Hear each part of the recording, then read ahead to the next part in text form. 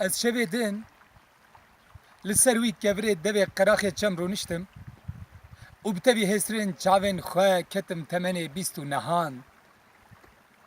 Tu zanî di jiyana me de va 15 sale ez ciwaniya xwe di berîka şalê xwe yê pînekirî de diveşêrim.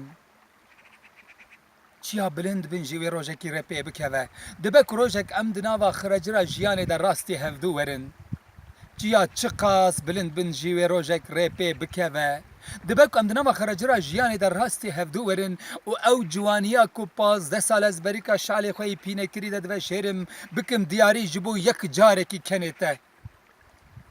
Tu zanî piştî çûyîna te hemû êş û azarên ser rûyê cîhanê di bedena min de kon vegirtin.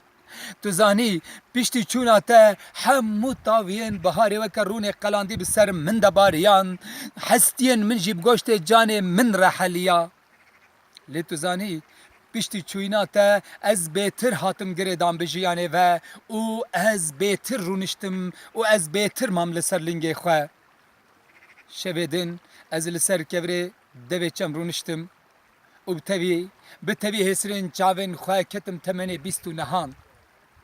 Bextê te me dekara be û bikene.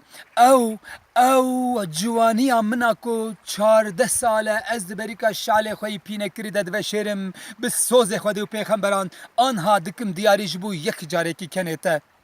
Dexlê te me destê xwe ji ber rûyê xwe rake û xema nexwe, negirî, hêsiran nebarîne. Ne carek hezar car heft konên heft stûnê li ser singa min bên kutan yên êş û azaran û ne carek hezar car taviyên biharê weke rûnê qelandî bi ser min de bibarin. Tenê yek carekî naxwazim bibînim yek hêsirek li çavên te. Dekara be bextê te me destê xwe ji ber rûyê xwe rake û bikene. Cîhan piçûk e, dünya piçûk e, avaz hatim gel te. Deka bikene.